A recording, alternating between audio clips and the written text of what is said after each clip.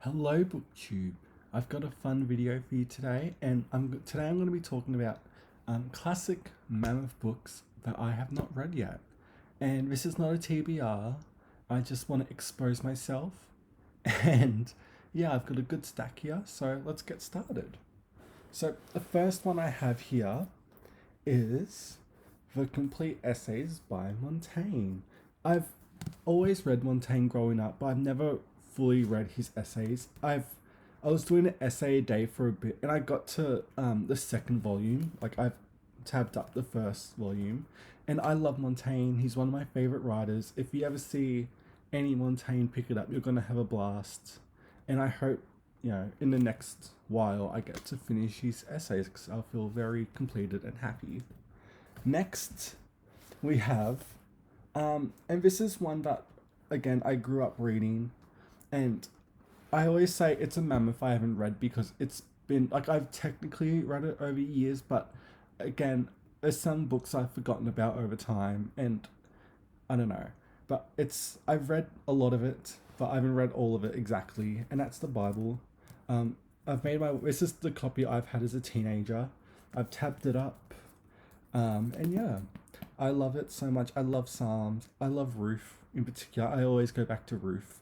But yeah, and I've made my way through it, but it's been so long. It doesn't feel like I read it, and especially because of the biases I was taught to have with it growing up. But anyway, I love the Bible. So that's another one. Next, I'm going to be reading at some point this year, and that's Ulysses by Joyce. I read it. I probably tried to read it when I was 17, and I knew nothing going in. Like I literally probably got 50 pages in, and I was like, "What am I reading?" And I gave up. And it's been years since I gave it a try, and in that time I've tried other Joyce, and I haven't liked them. But I do want to read. I at least want to read it once just to see if I like it or not. So that's another one. Another one I haven't read is Boswell's The Life of Johnson.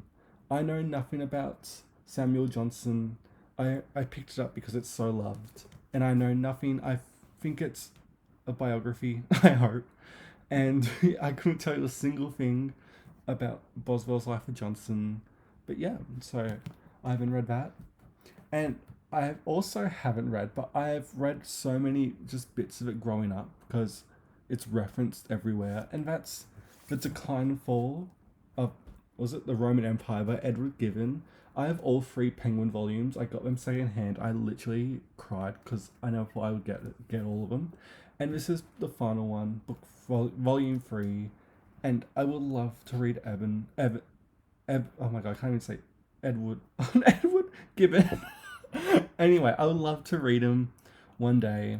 I've read a good chunk of the first volume, but I haven't gone on, and I hope that I get to do that soon. Okay, what's next? Ooh, another big one. So we have next Clarissa by Samuel Richardson, and I hope I love this because I know Samuel Richardson because I read Pamela when I was a teen and was scarred. And when I think of the like early English novelists, I always think of Pamela, like Samuel Richardson, before I think of Defoe, or I don't know any of the other ones. Any of the other early English novelists. I can't remember their names, but they're literally right behind me on my shelf. Henry Fielding, of course. But yeah, so I haven't read Clarissa. I am due for a reread of Pamela, and I've got to do that soon. But yeah, so that's another one I haven't read. Another classic I haven't read is The Fairy Queen by Edmund Spenser. I've read a lot of Spenser growing up because I loved Sir Philip Sidney. He's one of my favorite authors ever, and they're contemporaries of each other. And I read a lot of Spenser's shorter works, but I've never delved into The Fairy Queen, and I hope I like it because I always get it, like compare this to Sydney's Arcadia, and I love Sydney's Arcadia. I love Sir Philip Sidney again, but yeah, I haven't read The Fairy Queen, so it's on my shelves, ready to be read. Next we got two Dickens, like two big Dickens, chunky Dickens I haven't read, and in my Dickens reading of his books in order. I am up to Hard Times. So I've read his early big ones. I've done Bleak House. I've done David Copperfield.